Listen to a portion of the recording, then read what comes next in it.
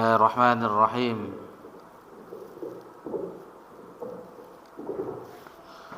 Assalamualaikum warahmatullahi wabarakatuh. Innal hamdalillah nahmaduhu wa nasta'inuhu wa nastaghfiruh wa na'udzu billahi min shururi anfusina wa min sayyiati a'malina. May yahdihillahu fala mudilla lahu wa may yudlil fala hadiya lahu. Asyhadu an la ilaha illallah wahdahu la syarika lah wa asyhadu anna Muhammadan abduhu wa rasuluh sallallahu alaihi wa ala alihi wa man sara ala nahjihi wa tamassaka bi sunnati ila yaumiddin wa salaman tasliman katsira. Ya ayyuhalladzina amanu taqullaha haqqa tuqatih wa la tamutunna illa wa antum muslimun. يا أيها الناس اتقوا ربكم الذي خلقكم من نفس واحدة وخلق منها زوجها وبث منهما رجالا كثيرا ونساء واتقوا الله الذي تساءلون به والأرحام إن الله كان عليكم رقيبا. يا أيها الذين آمنوا اتقوا الله وقولوا قولا سديدا يصلح لكم أعمالكم ويغفر لكم ذنوبكم ومن يطع الله ورسوله فقد فاز فوزا عظيما. أما بعد فإن أصدق الحديث كتاب الله وخير الهدي هدي محمد صلى الله عليه وسلم وشر الأمور محدثاتها وكل محدثة بدعة وكل بدعة ضلالة وكل ضلالة في النار. Alhamdulillah, puji syukur kehadiran Allah Subhanahu wa taala atas segala limpahan nikmat yang tiada terhingga. Nikmat Allah Subhanahu wa taala senantiasa tercurahkan kepada seluruh makhluknya, dan itu tidak pernah terhenti walaupun hanya sekejap mata. Salawat beriringkan salam kepada Nabi kita tercinta, Nabi Muhammad sallallahu alaihi wasallam. Alhamdulillah, kita berada di tanggal 11 Safar tahun 1446 Hijriah, bertepatan tanggal 14 Agustus 2024 Masehi. Melanjutkan pelajaran kita di dalam pembahasan matan Al-Aqidah At-Tahawiyah. InsyaAllah kita memasuki pertemuan yang ke-16. Alhamdulillah, 11 pertemuan. Pertemuan pertama muqaddimah, kita mengenal biografi dari Imam Abu Ja'far At-Tahawi. Kemudian pensyarah kitab Imam Abu Izzi Al-Hanafi. Kemudian 40 poin kita membahas keimanan kepada Allah Subhanahu wa taala. 40 poin, dan itu 10 kali pertemuan. Jadi dengan muqaddimah, pengenalan biografi, sampai iman kepada Allah Subhanahu wa taala seluruhnya pada matan ini, itu 11 kali pertemuan. 4 kali pertemuan itu tentang keimanan kepada Nabi kita tercinta, Nabi Muhammad sallallahu alaihi wasallam. Berarti sudah 15 kali pertemuan. Dan insyaallah di pertemuan yang ke-16 ini kita membahas tentang bagaimana keimanan terhadap kitab, kepada kitab. Bagaimana keimanan terhadap kitabullah? Maka insyaallah kita akan membahasnya apa yang telah disimpulkan oleh Al-Imam Abu Ja'far At-Tahawi di dalam matan ini. Bagaimana seharusnya kita beriman kepada kitabullah. Baik, sama-sama kita dengarkan apa yang telah disebutkan oleh muallif rahimallahu taala pada matan Al-Aqidah At-Tahawiyah. Tafadhal.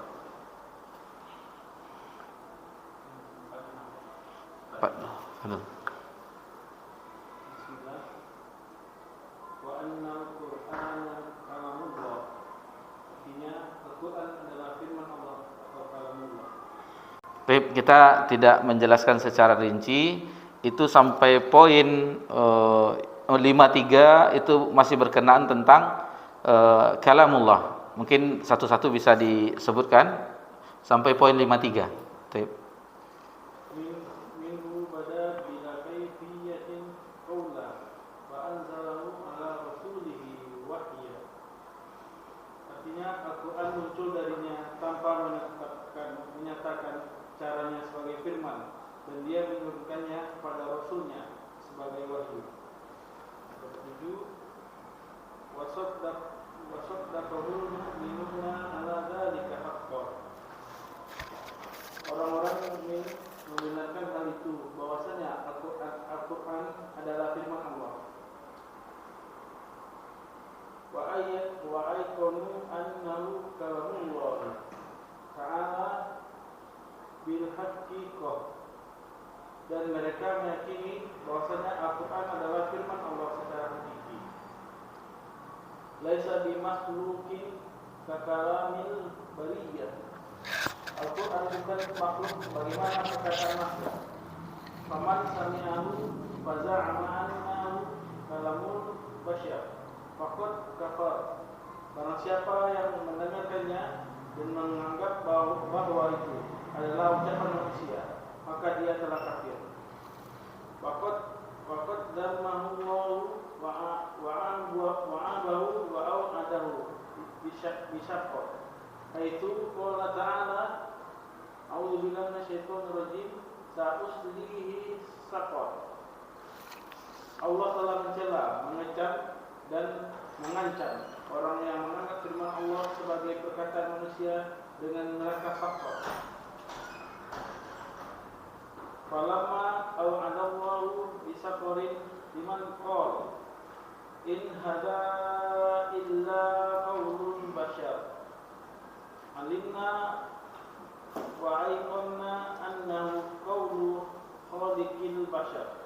Ketika Allah mengancam dengan neraka saqar bagi orang yang berkata ini tidak lain hanyalah perkataan manusia.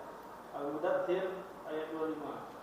Maka kita menjadi tahu dan meyakini bahwa Al-Quran adalah firman Sang Pencipta manusia. Wala yusbihu qaulul basyar. Firman-Nya tidak menyerupai perkataan manusia. Taib. Itu beberapa poin yang isinya sama, bahwasanya Imam Abu Ja'far At-Tahawi menjelaskan terhadap kita, karena kita mempelajari kitabnya, matannya. Sebelum kita menjelaskan apa yang baru saja kita dengarkan, perkataan yang dinukilkan pada matan ini, kembali kita segarkan tentang pelajaran kita. Kita mempelajari al-aqidah at-tahawiyah, aqidah.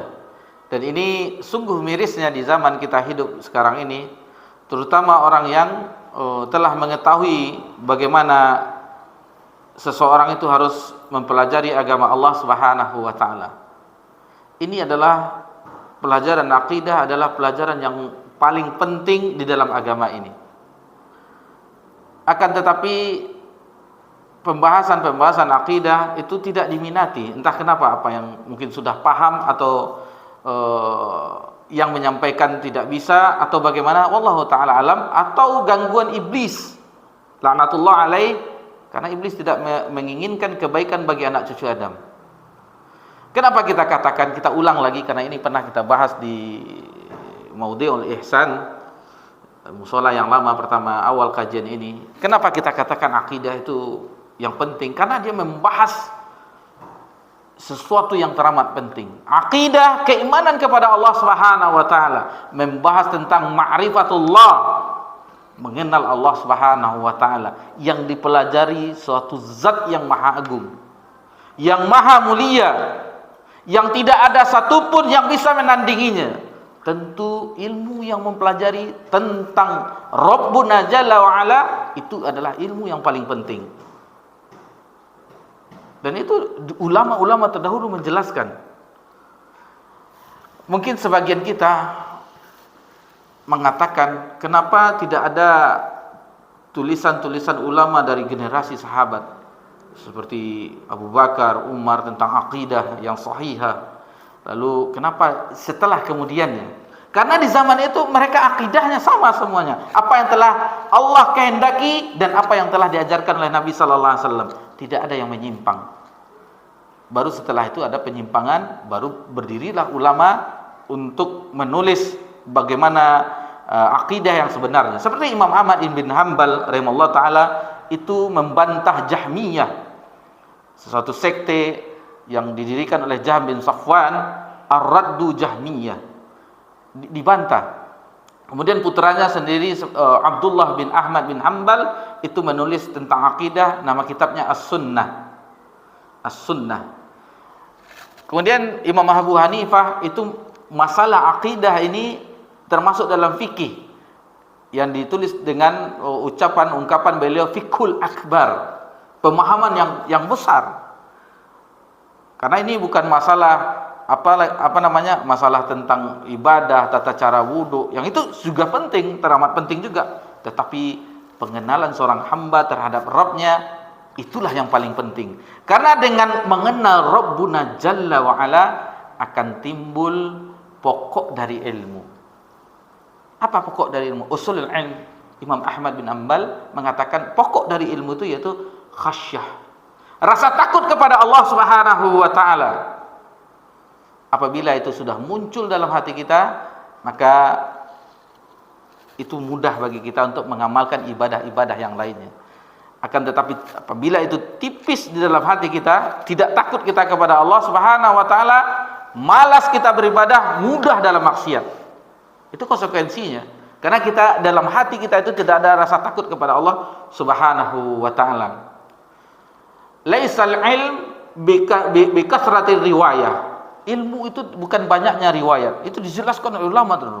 Oh, si fulan meriwayatkan hadatsana fulan. Tetapi ilmu itu walakin ilmi al-khasyah, rasa takut kepada Allah Subhanahu wa taala. Itu ilmu itu yang sebenarnya. Jadi si fulan banyak meriwayatkan hadis di zaman perawi hadis. Laisal ilm bi kasratil riwayah. Ilmu itu bukan banyaknya riwayat, tetapi al-ilmu itu kata ulama yaitu al-khasyah, rasa takut kepada Allah Subhanahu wa taala. Lalu kalau orang menyampingkan ilmu akidah, lihatlah apa yang terjadi. Mudahnya bagi orang, meskipun dia telah duduk lama di majelis, mudah dalam muamalahnya. Kita perhatikan, curang dalam muamalah. Lalu bagaimana mungkin akhlaknya akan mulia dari akidah yang fasid? Coba di akidahnya yang sahih, yang benar, akidah sahihah, lihatlah akhlaknya. Tauladan kita yang utama adalah Nabi kita tercinta sallallahu alaihi wasallam. Akidah yang sahih Nabi sallallahu alaihi wasallam yang telah Allah bersihkan dada Nabi sallallahu alaihi wasallam, lalu ditampung dengan kalamullah, yang insyaallah kita belajar tentang kalamullah, ditampung di dalam dada Nabi sallallahu alaihi wasallam. Lihatlah akhlak Nabi kita tercinta. Rabbuna Jalla wa Ala memujinya langsung dalam surah Al-Qalam, Nun, wa innaka la'ala khuluqin azim. Sesungguhnya engkau wahai Muhammad memiliki akhlak yang agung. Jadi semuanya berantai-rantai, dimulai dari kokohnya akidah. Akan muncul ibadah yang ikhlas tentu, karena dia telah tidak ada kotoran-kotoran di dalam hatinya. Di dalam hadis Nu'man bin Bashir itu, inna fil jasadil mudghah, sesungguhnya dalam jasad itu ada segumpal daging. Iza salaha salat jasadul kulluh, apabila itu bagus maka baguslah jasad seluruhnya. Wa iza fasadat fasadatul kulluh, apabila itu rusak maka rusaklah seluruhnya. Ala wa hiya qalb, ketahuilah segumpal daging itu adalah hati. Itu tempat akidah itu. Al-aqidah al-yakin, keyakinan. Tidak ada syak di situ, tidak ada keraguan. Tidak ada keraguan. Dan masalah akidah tidak ada khilaf ulama. Dan ajib kita mempelajari ini. Imam At-Tawiyah kita telah mempelajari. Mungkin yang hadir di Maudil Lisan, mazhabnya Hanafi.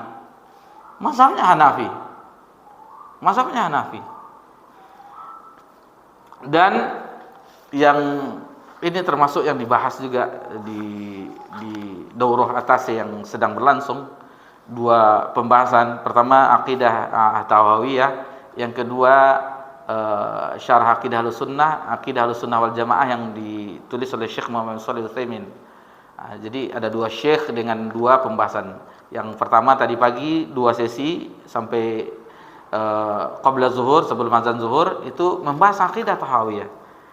Pada asar tadi nanti insyaallah sambung pada isya itu ganti-gantian syarah akidah Ahlussunnah wal Jamaah.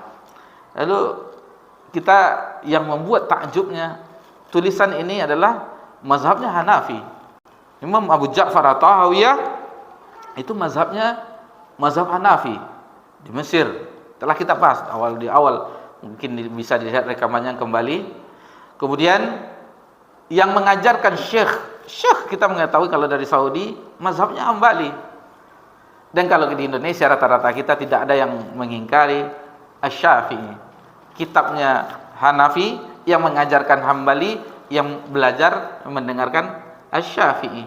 Karena akidah itu wahid, akidah itu satu. Yang empat itu sama akidahnya semuanya. Paling perbedaannya di masalah furu' yang kecil-kecil. Adapun seluruh secara mujmal mereka tidak ada perbedaan. Yang perbedaan itu di masalah fikih amali. Masalah i'tiqad, akidah, keyakinan mereka sama semuanya. Tidak ada yang berbeda. Jadi waktu bagi yang pernah haji itu biasanya ada oleh-oleh yang diberikan, oleh-oleh seperti kitab Al-Quran, mushaf yang terjemahan bahasa Indonesia, kitab-kitab kecil itu. Ada 4 akidah imam mazhab, itu sama semuanya. Poin-poinnya diperhatikan, bagaimana keimanan kepada Allah, bagaimana terhadap sahabat Nabi SAW, bagaimana tentang kubur, itu sama semuanya rata-rata. Hanya sedikit yang tidak dikatakan tidak berbeda. Tetapi yang aneh, yang bikin kita aneh, kenapa orang tidak mau mempelajari akidah? Itu kita perhatikan, dan terkadang musibah datang goncang. Karena di situ akidah apa? Beriman kepada Allah, rukun iman yang 6, dan goyang dia terhadap iman terhadap takdir syarrihi, khairihi wa syarrihi, takdir baik dan buruk. Goyang. Padahal sudah lama mengaji, ditimpa musibah, goyang. Seolah-olah sudah terjadi hari kiamat. Akan tetapi kalau orang akidahnya benar, apa yang terjadi tidak ada masalah.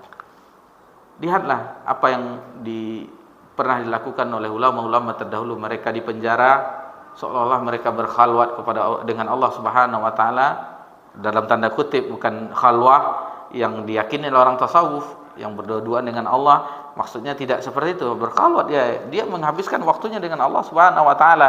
Tidak ada interaksi dengan dunia luar. Kalau dibuang, dicampakkan, diungsikan, seolah-olah tamasya. Karena apapun yang diperbuat, kalau zaman dahulu kalau bertentangan dengan pemerintah, amir, khalifah, maka akan mudah mendapatkan hukuman. Jadi apa yang akan mereka lakukan, dicambuk, seolah itu akan mengampuni dosa-dosanya yang mudah dia di akhirat. Pokoknya semua apa yang terjadi terhadap dirinya tidak khawatir lagi. Karena kebahagiaan itu yang hakiki telah mereka miliki dalam hatinya. Di mana kebahagiaan yang hakiki? Bukankah kita temukan di zikrullah? Bukankah kita temukan di ibadah kepada Allah Subhanahu wa taala? Bukankah kebahagiaan itu kita temukan di majelis ilmu? Sehingga halaqah majelis ilmu itu dikatakan min riyadil jannah, taman-taman surga. Lihatlah taman-taman surga. Tak mau orang ke taman surga. Ke taman mana orang? Mau ke taman mana orang? Entah apa yang menghalangi, wallahu ta'ala alam. Kalau kita lihat di generasi emas, ilmu dimuliakan, itu yang hadir itu bukan 6 orang, tapi 6.000 orang. 6.000 orang, majelisnya bukan di masjid, di alun-alun. Ada dikenal dengan sautum kabir, jadi belum ada mikrofon. Di alun-alun, haddatsana fulan, disambung oleh orang, haddatsana fulan, haddatsana fulan, haddatsana fulan. Berapa radius itu lingkarannya? 6.000 orang di alun-alun, di lapangan.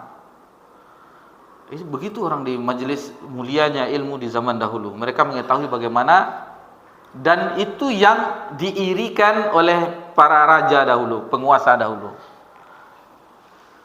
Ada suara gemuruh di Baghdad sehingga khalifah heran, ada apa? Lalu dikatakan Imam Ahmad bin Hanbal bersin.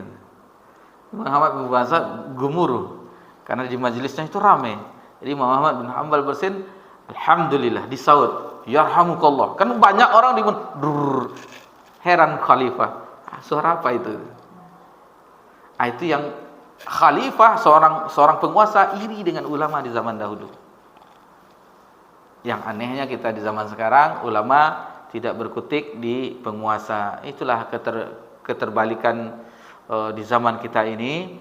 Tapi alhamdulillah kita masih bersyukur kepada Allah Subhanahu wa taala, mau bersabar sejenak untuk mempelajari agama Allah, dan kita sekarang ini mempelajari salah satu matan dari akidah, al-aqidah tahawiyah. Ajib yang terjadi, orangnya Hanafi yang menulisnya, mazhabnya Imam Abu Ja'far at-Tahawiyah, yang menyampaikan, yang mengajarkan, yang diatasi ke Arab Saudi bermazhab Hambali, yang mendengarkan bermazhab Syafi'i. Indonesia rata-rata ASEAN bermazhab Syafi'i. Itu menandakan bagi kita bahwa akidah itu satu. Akidah itu satu, dan apabila itu keluar, maka itulah perpecahan. Dan ini yang iftarakul ummah, perpecahan umat itu di masalah akidah. Bukan di masalah kunut subuh dengan baca bismillah dizaharkan dengan yang dahulu lutut atau tangan ketika setelah bangkit setelah i'tidal, tidak. Tetapi ini masalah akidah yang tadi di-share itu kan masalah akidah. Masalah Al-Qur'an adalah makhluk dan kalamullah, sampai disiksa, sampai dipenjarakan. Nanti insyaallah akan kita sebutkan secara ringkas insyaallah. Baik. Berkata Imam Abu Ja'far at-Tahawi di dalam matanya, jadi kita telah memasuki iman kepada Al-Qur'an. Alhamdulillah, iman kepada Allah dan iman kepada Nabi telah kita selesaikan. Wa annal Qur'ana kalamullah. Al-Qur'an, dan sesungguhnya Al-Qur'an itu adalah kalamullah, perkataan Allah, firman Allah Subhanahu wa taala, minhu bada bila kaifiyatin qaula. Al-Quran muncul darinya tanpa menetapkan, yaitu menyatakan caranya sebagai firman. Wa anzalahu ala rasulihi wahyan, dan dia menurunkan kepada rasulnya sebagai wahyu. Wa saddaqal mu'minuna ala dzalika haqqan. Orang-orang mukmin membenarkan hal itu, bahwasanya Al-Quran itu adalah kalamullah, firman Allah Subhanahu wa taala. Wa aikanu annahu kalamullah taala bil haqiqah. Jadi dan mereka meyakini bahwa Al-Quran itu adalah firman Allah secara hakikiyah, secara hakiki. Laisa bil makhluqin kakalamil bariyah. Al-Quran itu bukan makhluk sebagaimana perkataan makhluk. Faman sami'ahu faza'amahu annahu kalamul bashar. Barang siapa yang mendengarnya dan menganggap bahwa itu adalah ucapan manusia, kalamul bashar, faqad kafar, maka dia sungguh telah jatuh kepada kekufuran, jatuh kepada kafir. Wa qad zammahu Allah wa 'abahu wa 'adahu bisaqar. Allah telah mencela, mengancam dan mengancam orang menganggap firman Allah itu sebagai perkataan manusia dengan neraka saqar. Haitsu qala ta'ala, itu di firman Allah, sa'uslihi saqar. Aku memasukkannya ke dalam saqar, dalam surah Al-Mudaththir ayat 26. Falamma au'ada Allah bisaqarin liman qal inna hadza illa qaulul bashar. Ketika Allah mengancam dengan neraka sakar, lalu bagi yang berkata inna hadza illa qaulul bashar, ini tidak lain hanyalah perkataan manusia, dalam surah Al-Mudaththir ayat 25. Alimna wa aiqanna annahu qaulu khaliqil bashar. Maka kita menjadi tahu dan meyakini bahwa Al-Quran itu firman Allah, sang pencipta manusia. Diancam dengan neraka yang mengatakan bahwa itu adalah qaulul bashar. Wala yushbihu qaulal bashar, firmannya tidak menyerupai perkataan manusia. Jadi ada beberapa poin insyaallah yang akan kita bahas di malam yang berbahagia ini, di pertemuan yang ke-16. Asy-Syekhul Islam rahimallahu taala berkata di dalam Aqidah Wasatiyah, Jadi ini berkenaan sama pembahasannya, bahwasanya Imam Syekhul Islam mengatakan di dalam kitabnya Aqidah Wasatiyah bahwasanya termasuk beriman kepada Allah dan kepada kitab Allah adalah beriman bahwasanya Al-Quran itu kalamullah. Jadi termasuk iman kepada kitab Allah itu yaitu meyakini bahwasanya Al-Quran itu kalamullah, firman Allah Subhanahu wa ta'ala yang Allah turunkan secara hakiki. Jadi Allah kalamullah, perkataan Allah, firman Allah melalui malaikat Jibril ke dalam hati Nabi Muhammad sallallahu alaihi wasallam. Itu harus kita yakini seperti itu. Kemudian disebutkan yang tadi ada beberapa pandangan selain yang hak Ahlussunnah mengatakan bahwa Al-Qur'an itu kalamullah. Adapun beberapa kelompok, di sini ada beberapa kelompok dijelaskan, cuman setelah kita baca itu mirip, maka tidak semuanya akan kita bahas. Ini disebutkan di sini oleh muallif pensyarah Imam Abu Izzi Al-Hanafi. Ini wa qad iftaraqa an-nasu fi mas'alatil kalam ala tis'ata aqwal. Jadi ala tis'atin aqwal maksudnya ada 9 pendapat mengenai Al-Qur'an ini. Tapi semuanya itu bermuara beberapanya mirip, paling beda-beda sedikit. Maka akan kita sebutkan di antaranya, tidak semuanya, mungkin ada 4 yang akan kita sebutkan karena waktu yang begitu singkat. Yang pertama itu perkataan dari Jahmiyah. Jadi Jahmiyah mengatakan bahwasanya Allah tidak berbicara. Ini Jahmiyah. Dan kita mengetahui di pembahasan asma wa sifat, Allah itu memiliki nama-nama Asmaul Husna, nama-nama yang maha indah dan sifat-sifat yang maha tinggi. Orang-orang Jahmiyah itu mentaktil, menolak seluruhnya. Karena mereka meyakini seandainya Allah berbicara, dia menyerupakan dengan makhluk. Berarti punya mulut, punya ini segala macamnya. Itu anggapan mereka. Tetapi mereka tidak mau, akhirnya semuanya ditolak. Dan ada sebagian menolaknya. Sebagian menolak ta'til, mu'attilah, di antaranya Mu'tazilah, Asy'ariyah, itu sebagian. Dan kita mengetahui Asy'ariyah bahwasanya ada sifat 20. Kita sudah mempelajari di sekolah-sekolah dahulu belajar agama sifat 20, wujud, qidam, baqa, qiyamul linafsi, binafsi dan yang lainnya. Sudah lupa, tidak tahu, dulu pernah belajar agama itu. Sifat 20. Sifat yang jaiz, sifat yang ini segala macamnya, iradah, ilmu, apalagi itu. Itu terlalu sedikit. Adapun sebagian yang benar adalah akidah Ahlussunnah yang kita pernah bahas di tentang asma wa sifat, yaitu meyakini, menetapkan bahwasanya Allah itu memiliki nama-nama yang indah dan sifat-sifat yang maha tinggi sesuai dengan kebesaran, kesempurnaan dan keagungan Allah Subhanahu wa taala, tanpa ditaktil, tanpa ditakyif, tanpa ditamsil, tanpa ditakyif, tanpa ditolak, tanpa dipermisalkan, tanpa disyurupakan, tanpa ditanyakan bagaimananya. Seperti istiwa, bagaimana istiwa Allah? Tidak usah ditanyakan. Karena mengimani Allah istiwa yang kita ketahui dari ungkapan dari Imam Malik itu maklum. Mengimaninya wajib. Wa kaifiyatul majhul, bagaimananya itu tidak diketahui. Wa su'al bid'ah, kata Imam Malik, dan bertanya tentangnya adalah sesuatu yang perkara yang perihal yang baru. Taib. Jadi orang-orang Jahmiyah itu mengatakan bahwasanya Allah itu tidak berbicara, tetapi Allah itu menciptakan perkataan. Ini dia jadi makhluk dia. Jadi Allah itu menciptakan perkataan. Jadi Allah itu menjadikan sesuatu makhluk yang akhirnya terciptalah perkataan itu. Ini anggapannya. Karena dia meyakini Allah itu tidak seperti makhluk, seperti manusia. Tentu berbeda. Ini pembahasan yang memenuhi konsentrasi. Karena orang itu mempermisalkan Rabbuna Jalla wa'ala dengan makhluk. Sehingga apabila bicara berarti ada mulut, ada lisan, ada ini segala macam. Tetapi orang ahlu sunnah tidak. Ya Allah berbicara sesuai dengan kebesaran. Jangan dibayangkan, jangan ada angan-angan di kepala kita. Bukankah kita harus beriman kepada yang gaib? Alif lam mim dzalikal kitabu la raiba fihi hudal lil muttaqin alladzina yu'minuna bil ghaib. Allah itu ghaib. Salah satunya kita jangan pasang angan-angan kita bahwa Allah itu begini, Allah itu begini. Tidak. Laisa kamitslihi syai'un wa huwas samiul basir. Jadi tidak ada sama yang serupa dengan Allah, dan Dia Maha melihat lagi Maha mendengar. Taib. Itu orang Jahmiyah yang pertama. Yang kedua orang Kullabiyah. Orang Kullabiyah itu orang pengikut dari Abdullah bin Sa'id bin Kulab. Mereka mengatakan, beranggapan bahwa Al-Quran itu merupakan hikayat dari Allah Subhanahu wa taala.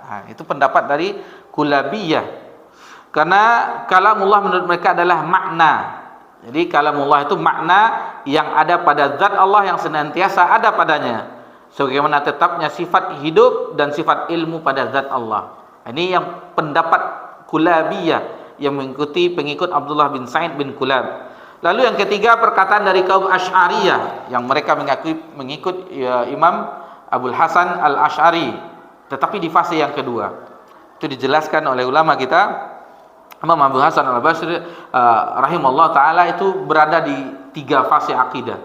Yang pertama di Mu'tazilah, yang kedua di fase Asy'ariyah yang diikuti orang sekarang, lalu yang terakhir di fase yang ketiga di kitabnya Al-Ibanah, itu rujuk kepada akidah Ahlussunnah wal Jamaah, dan ini yang dibantah oleh orang-orang yang menjadi pengikut Asy'ariyah, mengatakan Ibanah yang mana? Ibanah cetakan mereka yang mereka rubah-rubah. Padahal bisa diteliti dari penelitian terbitannya. Dia mengatakan orang-orang itu merubah Ibanah yang ditulis oleh Imam Abul Hasan Al-Asy'ari. Tuduhan. Padahal Imam Abul Hasan Al-Asy'ari telah menulis bagaimana akidahnya di terakhir, yaitu akidah Ahlussunnah wal Jamaah di kitabnya Al-Ibanah. Tetapi pengikut yang mengatakan Asy'ari itu mereka tidak meyakini. Itu sudah dirubah oleh orang-orang Wahabiyah katanya. Sehingga Imam Abul Hasan Al-Asy'ari di kitab Ibanah itu tidak murni lagi pendapat dari Imam Abul Hasan Al-Asy'ari. Itu keanehan di zaman ini. Mudahnya orang harus banyak kokoh kita belajar. Kita berada di zaman fitnah, yang mana kebenaran itu dianggap salah dan kesalahan itu dianggap kebenaran. Di zaman ini orang yang benar, orang yang berada di dalam kebenaran dianggap bangkai. Adapun orang-orang pendusta, penjilat, pembohong itu mulia ibarat mutiara. Inilah zamannya sekarang. Taib. Yang keempat Mu'tazilah. Ini Mu'tazilah, mereka mengatakan kalamullah itu hanya huruf tanpa makna. Jadi hanya huruf saja tanpa makna. Jadi menurut mereka disebut perkataan atau kalam ketika dinyatakan secara mutlak hanya nama bagi suatu lafaz. Jadi itu anehnya. Sementara yang seharusnya bahwasanya ini semuanya semuanya harus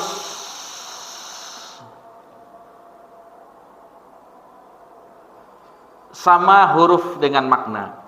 Huruf dengan makna itu tidak bisa dipisahkan. Huruf-huruf dalam Al-Quran dan makna-maknanya itu semuanya dari sisi Rabbul Alamin, dan itu satu paket kalamullah semuanya. Itu satu paket kalamullah semuanya. Bukan dipisahkan oleh orang seperti tadi Mu'tazilah mengatakan itu hanya huruf-huruf saja tanpa makna. Sementara dia huruf dan makna itu semuanya dari sisi Rabbul Alamin. Tidak dipisah antara huruf-hurufnya dan makna-maknanya. Agak susah ya. Jadi huruf dalam Al-Quran itu dan maknanya itu semuanya kalamullah. Sementara orang Mu'tazilah tadi itu hanya huruf saja tanpa ada makna. Maknanya bukan kalamullah adanya. Jadi begitulah akidah yang apabila berseberangan dengan yang hak, maka itulah yang terjadi. Itulah yang terjadi. Taib.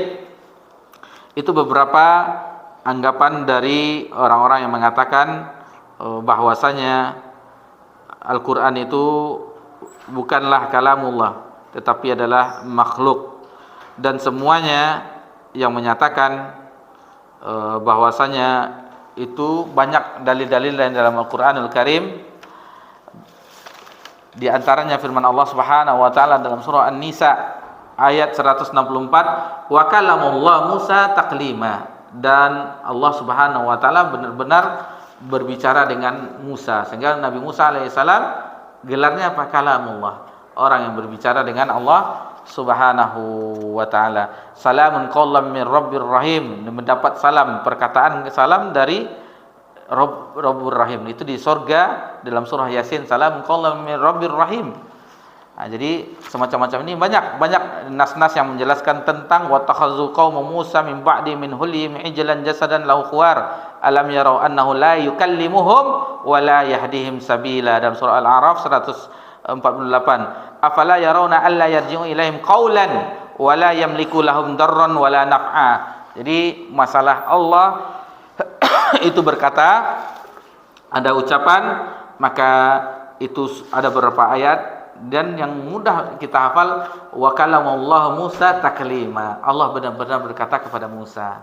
Jadi tidak mungkin hanya huruf saja, makna saja, itu jelas dalil bahwasanya itulah. Lalu bagaimana kita ketahui nanti Rabbun, seperti Nabi sallallahu alaihi wasallam ketika menjemput perintah salat di Isra dan Mi'raj, Nabi pun berdialog dengan Rabbuna Jalla wa Ala tentang perintah salat. Nah, itu diantara dalil-dalil bahwasanya Al-Quran itu kalamullah, bukan makhluk. Yang kita terima tadi ya, dan kita akhiri dengan kisah Imam Ahmad bin Hanbal, yang mana ketika itu salah satu khalifah Mu'tasim, beliau berakidah Mu'tazilah, sehingga mengatakan bahwa Al-Quran itu adalah makhluk, dan itu disetujui oleh bagaimana ulama-ulamanya berpaham Mu'tazilah, dan itu disetujui oleh pemerintah ketika itu, sehingga barang siapa yang menyelisih bahwa Al-Quran itu makhluk maka dibunuh. Banyak ulama yang hilang nyawanya ketika itu, dan bahkan mereka ada yang melakukan tauriyah, yakni berbohong tetapi maksudnya dia berbohong tetapi maksudnya jujur. Lalu dikatakannya bahwasanya diambilnya jarinya. Ini dikisahkan tentang fitnah Al-Quran adalah makhluk itu. Dia mengatakan bahwasanya Taurat, Zabur, Injil dan Al-Quran makhluk. Dia mengatakan makhluk itu tangannya, bukan kitab suci tadi. Jadi Taurat, Zabur, Injil, Al-Quran itu adalah makhluk. Dia mengatakan ini jarinya itu yang makhluk. Dan dia melakukan tauriyah itu agar tidak ditebas batang lehernya, agar tidak dibunuh, karena ketika itu fitnah. Dan salah satunya imam yang tetap tegar adalah Imam Ahmad bin Hanbal. Allah berikan kekuatan baginya, semacam karamah, bagaimana beliau tetap tegar sampai beliau mengatakan meskipun jenggot saya berlumuran darah, maksudnya ditebas batang lehernya, dia tetap mengatakan Al-Quran itu adalah kalamullah, bukan makhluk. Di penjara, lalu dicambuk oleh algojonya, dan algojonya pun heran. Salah satu karamah Imam Ahmad bin Hanbal, ketika dicambuk dia heran, sudah capek mencambuk Imam Ahmad bin Hanbal tetapi masih hidup. Algojonya mengatakan, seandainya cambukan ini saya cambuk kepada onta, mati onta. Tetapi Imam Ahmad bin Hanbal, dan itu salah satu karamah beliau, meskipun dicambuk berkali-kali tidak mati.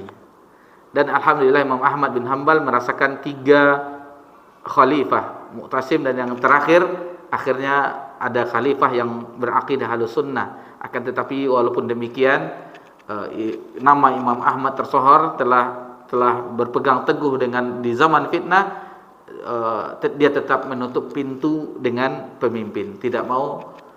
Seandainya ketika itu mau mencari jabatan yang lainnya, itu mudah bagi Imam Ahmad bin Hanbal. Akan tetapi Imam Ahmad bin Hanbal menjaga agar tidak dekat-dekat dengan pemerintah. Fitnah pemerintah sangat bahaya. Kan tetapi apabila itu ada maslahat, dan tanda kutip, apabila ada maslahat di situ yang betul-betul mendukung dakwah, tidaklah mengapa. Tetapi fitnah itu tetap fitnah harta, fitnah wanita, fitnah tahta, itu semuanya fitnah dunia, yang terkadang orang jarang yang selamat dari fitnah-fitnah tersebut. Mungkin sampai di sini saja pembahasan kita. Insyaallah akan kita lanjutkan di pertemuan yang akan datang. karena kita insyaallah akan melanjutkan kegiatan juga di daurah yang pada Isya insyaallah akan dilanjutkan. Mohon maaf jika ada salah dalam penyampaian. Mudah-mudahan ini bermanfaat bagi kita, menjadikan dasar dan membersihkan keyakinan kita dari hal-hal yang ragu-ragu, sehingga kita yakin apa yang telah Allah turunkan dan apa yang telah disampaikan oleh Nabi kita tercinta sallallahu alaihi wasallam. Subhanakallahumma hamdika asyhadu an la ilaha illa anta astaghfiruka wa atubu ilaik. Wassalamu ala nabi Muhammad sallallahu alaihi wasallam wa ala alihi washabbihi ajmain walhamdulillahi rabbil alamin. Wassalamualaikum warahmatullahi wabarakatuh.